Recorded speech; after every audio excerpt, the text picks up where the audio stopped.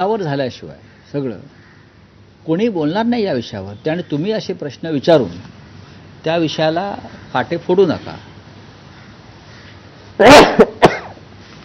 सुनेत्रा पवार यांनी नेतृत्व स्वीकारलं. आता मी काय बोललो? नाही, आता मी कोणत्या विषयावर बोललो की या विषयावरती आता बोलणं हे अमानुष आहे. जर कोणी हा विषय काढला असेल तर ते माणुसकी शून्य लोक आहेत. मग त्यांच्या पक्षातले मंत्री असतील किंवा आमदार असतील. त्या बाईने आपला पती गमावलेला आहे, कुटुंबाने एक कर्ता पुरुष गमावलेला आहे, तिच्या डोळ्यामध्ये अजून अश्रूच्या धारा वाहत आहेत. अशा वेळेला तुम्ही कोणी नेतृत्व करावं ह्याच्यावरती आता पत्ते आणि डाव खेळत असाल तर ते अमानुष आहे. म्हणजे त्याच्यावरती मी बोलणार नाही आता. पण राज्यात काल तुम्ही एक मागणी केली की जो अपघात झाला त्याची सखोल चौकशी करण्यात यावी. मी 2 मागण्या केल्या, त्या अराजकीय आहेत.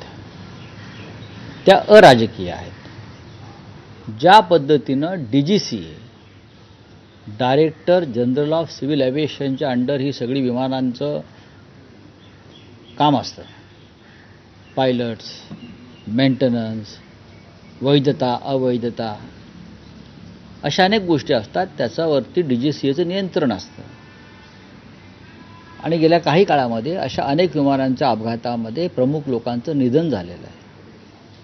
काही कमर्शियल फ्लाईट्स कोसळले. अहमदाबादला एअर इंडियाचं फ्लाईट कोसळलं, 300च्या आसपास लोकांचा मृत्यू झाला.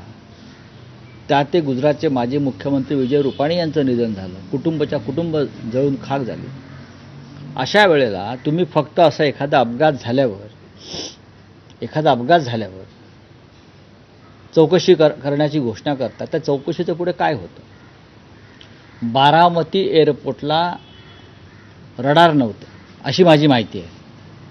ATC नव्हतं, कोणतीही यंत्रणा नव्हती. एक एअर स्ट्रीप होती आणि विमानं उतरत होती VIPंची. हे जर खरं असेल तर त्याला जबाबदार DGCA आहे. ATCची यंत्रणा नाही, रडारची यंत्रणा नाही, खाली बारामतीच्या विमानतळावर पुरेसा स्टाफ नाही आणि त्या विमानतळावरती अनेक महत्त्वाचे लोक उतरत आहेत, अगदी गौतम अडाणीपासून ते अजितदादा पवार आणि शरद पवार साहेबांपर्यंत. मग अशा अपघाताला जबाबदार कोण? मग अशा अपघातांची सगळ्यात चौकशी होणं गरजेचं आहे ना. आम्ही महाराष्ट्राचा एक महत्त्वाचा माणूस त्यात गमावलेला आहे, अजित पवारांसारखा. याची जबाबदारी DGCAला घ्यावी लागेल. अशा प्रकारचे एअर स्ट्रीप किंवा विमानतळं तुम्ही चालू कशी देता? वैमानिक आकाशामध्ये घिरट्या मारत होता विमान घेऊन आणि त्याला उतरण्याची संधी मिळत नव्हती आणि तरी त्याने विमान लँड केलं. त्याला कोणी संदेश दिलाय का लँड करा म्हणून? व्हिजिबिलिटी नाही म्हणतायत. ATCची यंत्रणा नाही आहे तिकडे. पहा ना जाऊन तुम्ही. ATCची यंत्रणा नाही, रडार व्यवस्था नाही. ज्या गोष्टी विमान संचलनासाठी आवश्यक असतात त्या बारामती विमानतळावर नसतील किंवा महाराष्ट्रामध्ये देशामध्ये अन्य विमानतळावर नसतील तर DGCA काय करत आहे? हा प्रश्न उपस्थित कोणाच्या मनात का होऊ नये? व्हायलाच पाहिजे ना.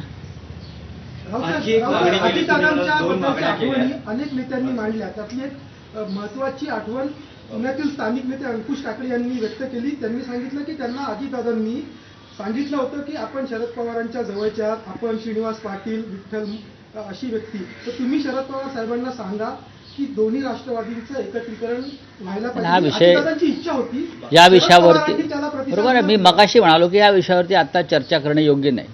आत्ता याला काही काळ जावा लागेल. या अनेक विषयात माझ्याकडे सुद्धा माहिती आहे आणि मी याच्यावरती भाष्य केलेलं आहे यापूर्वी. माननीय शरद पवार साहेबांशी सुद्धा किंवा सुप्रियाताईंशी याच्यावरती आमची अनेकदा चर्चा झालेली आहे. पण आत्ता त्याच्यावरती चर्चा करण्याची ही वेळ नाही. वेळ द्यावा लागेल, थांबावं लागेल. राजकारण कोणासाठी थांबत नाही हे जर खरं असलं तरी झालेला आघात हा असह्य आहे. तुम्ही म्हणालात की 2 मागण्या केल्या, त्यातली एक मागणी तुम्ही अपघाताच्या चौकशीची सांगितली. दुसरी मागणी अशी आहे की अजितदादा पवार यांना भारतीय जनता पक्षाकडून नेत्यांकडून सगळ्यात ते सर्वपक्षीय सर्वमान्य नेते होते, श्रद्धांजली वाहिली जाते.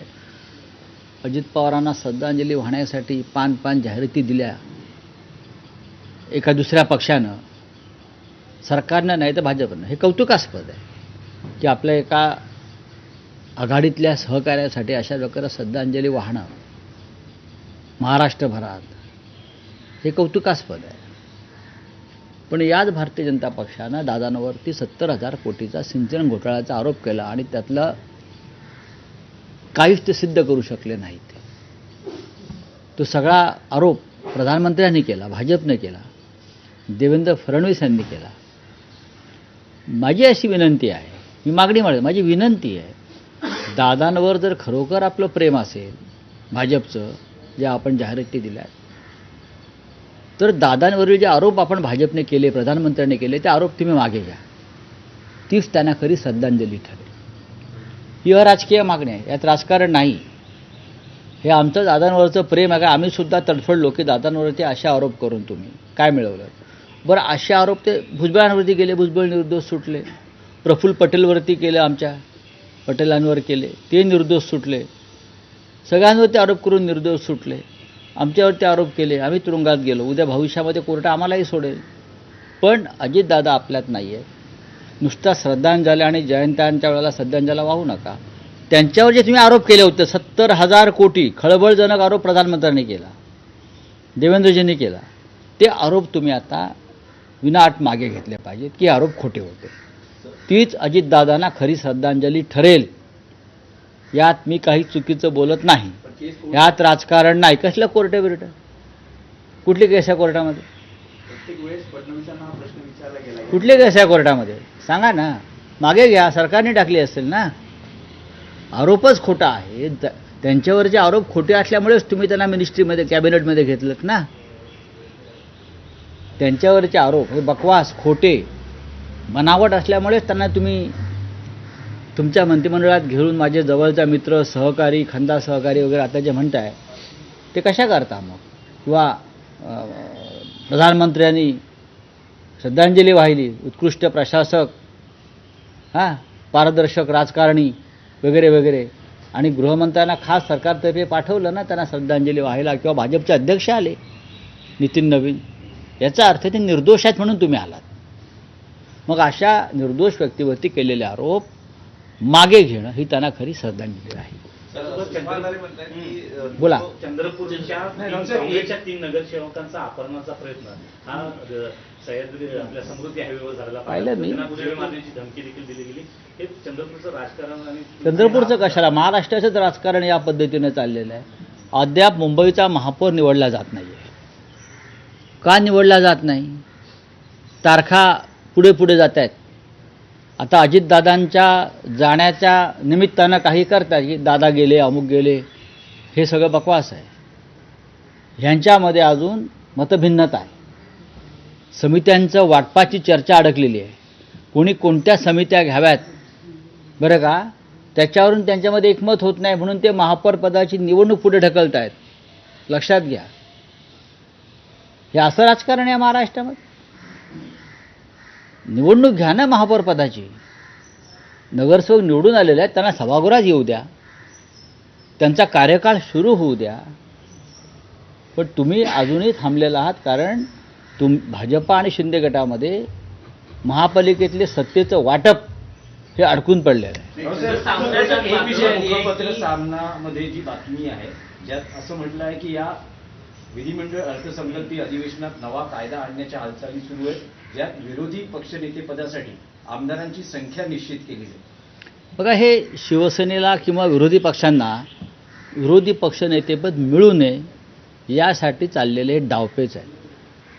अत्यंत घृणास्पद